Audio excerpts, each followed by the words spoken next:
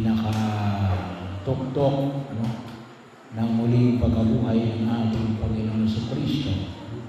Sabi nga natin, siya'y muling nabuhay para maging bahagi ng ating pagkilos, para ipakita ang kapangyarihan ni Jesus laban sa kamatayan at kasalanan. Ang kanyang matagumpay na magdudulot sa ating kaligtasan. At yung pinaka-tuktok nito ay muling ang kanyang pag-akyat sa langit.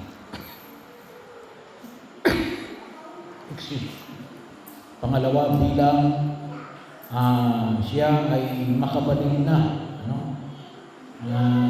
sa Ama na siyang kanyang pinanggalingan.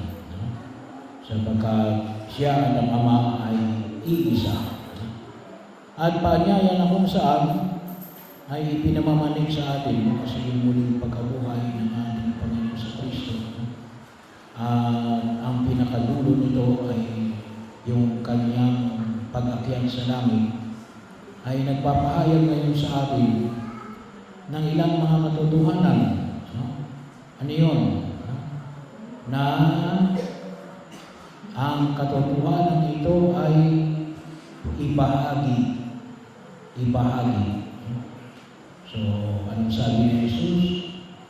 Turuan ninyo ang lahat.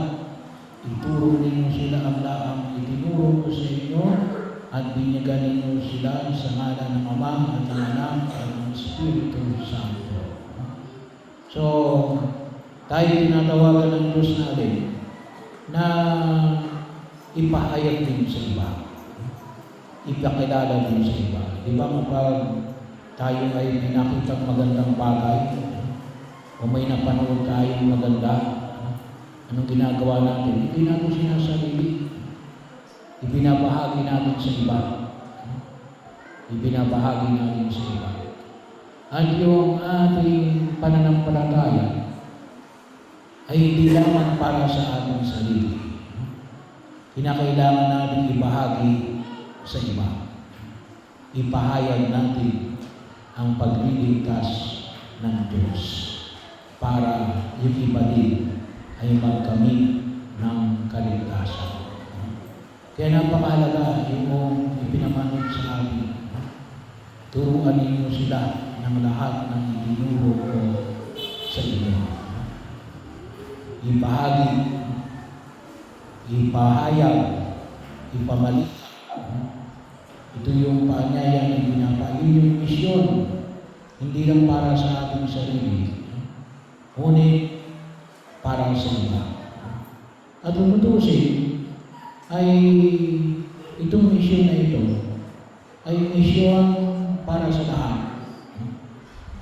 Maging magulang, maging kapwa mag-aaral, sa mga kabataan, sa loob ng trabaho, sa loob ng opisina, sa loob ng simbahan, sa loob ng pamayanan, o maging sa loob ng lipunan. Tayo na kapal na tayo ay magbahagi ng katotohanan na ito na magbibigay ng gabay sa ating pagkilos sa daigdig na ito.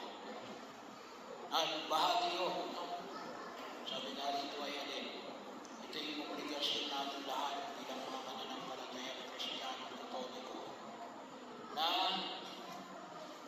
ipahayag sa Jesus sa iba at dalhin yung iba palapit kay Jesus. At sa lahat ng dako, sabi nga rito ay ipahayag ninyo sa lahat ng bansa. So kaya kung kaya na tayo kung nasaan, kaya nga yung ating mga OFWs ay pinupuri ng simbahan kasi kahit na sila nagpunta sa ibang lugar ay itinuturo yung ating pananampalataya sa iba't ibang lugar upang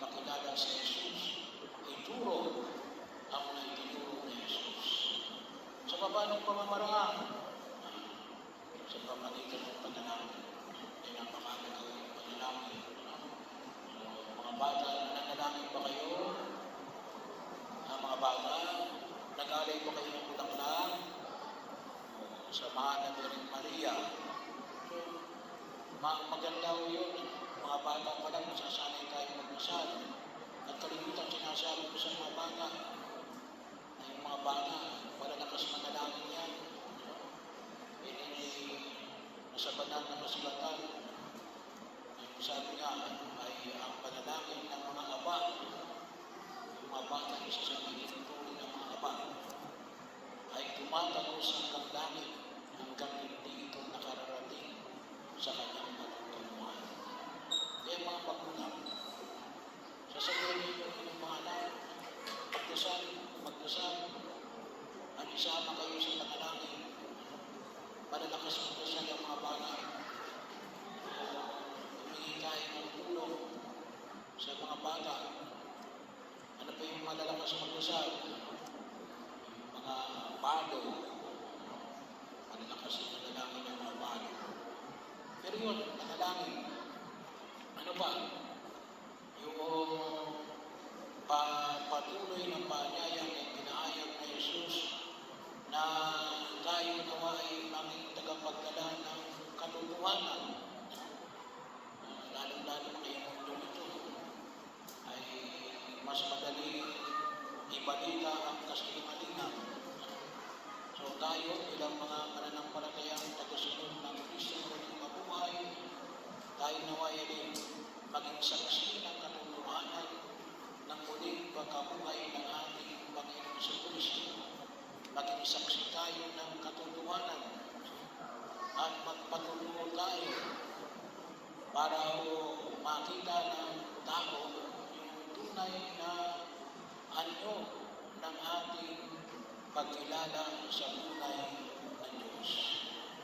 Napakahalaga ko ngayong panahon ngayon. Ano ba? Yung tayo ay alin. Sabi nga sa ituro ninyo ang mga pinag-uutos ko. At ano yung mga mahalagang pinag-uutos ng Jesus? Ay walang iba kundi pag-ibig. Pag-ibig. Na ibigin natin ang ating kapwa. Na ito palagi yung bahagi ng pag-ibig. Sabi nga natin, walang kwenta yung katotohanan kung walang pag-ibig. Kinakailangan mo yung katotohanan ay may kaakibat ng pag-ibig. Kasi kaya yung pamamanig yung katotohanan ay alin, gawa ng pag-ibig. Nandun nakabatay ang tunay na katotohanan. Pero yun yung panyaya, mag-ibigan kayo, katulad ng pag-ibig ko sa inyo. Yan yung turo ng Diyos. Yung pag-ibig ng Diyos. At saan makikita yung pag-ibig ng Diyos? Hindi doon sa kanyang mga alagad na nagpapahayag ng pag-ibig. Kaya iwasan natin ang pagkabuhi. Iwasan natin yung bahagi yun na kabuhian natin ng bawat isa. Pwede ba maturuan natin yung tao na hindi nabubuhay? Pwede naman. Kasi dapat nga tinuturuan natin yung tao natin. Kaya natin ginagawa ito, gawa ng pag-ibig. Hindi ko sinasabi ito, gawa ng galit ako sa iyo. Sinasabi ko ito dahil gusto kong ikaw ay magkamit ng kaligtasan. Ano ba? Yung magiging matapat sa gitna ng kahirapan. Naging isa ang kalinigang ginagawang dahilan ng tao ngayong panahon na ito. Ay kaya sila gumagawa ng masama rin. Ginagawa nilang pangalandakan ng rin. Mahirap lang ang yun. Pwede kang maging matapat kahit ikaw ay mahirap. Kasi kung isa ang tao ngayon ay mas takot sa kahirapan kaysa yung yung maging tapat hanggang wakas, maging totoo, yung tunay na pagkilos sa daigdig na ito. Lalim, pwede ka naman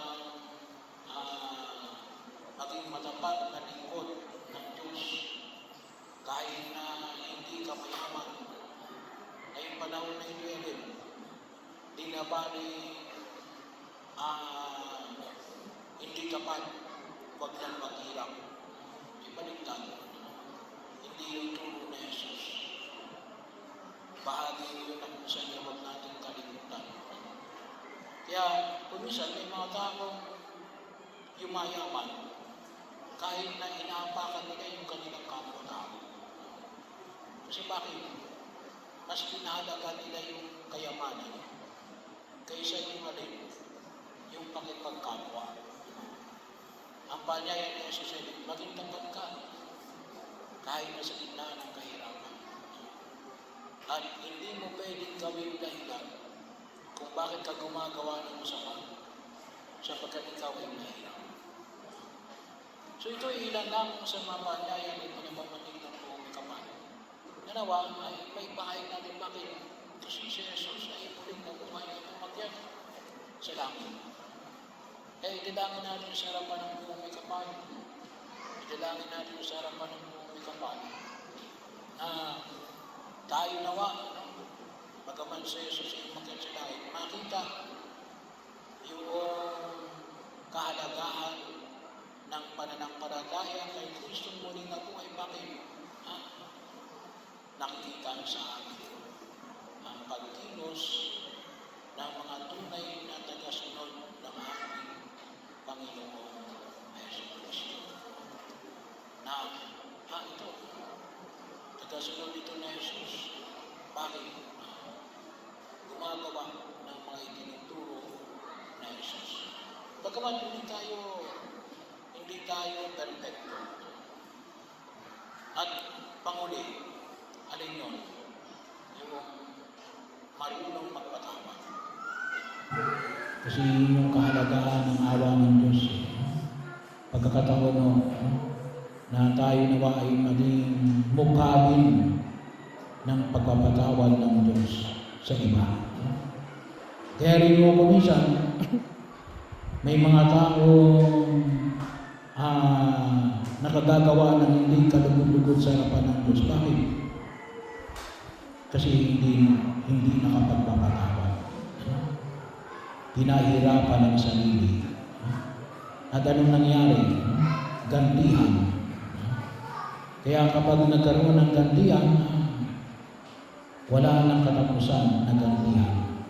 Kailan lamang matitigil yung gantihan? Kapag hindi ka pumanti. Kailan ka hindi gaganti?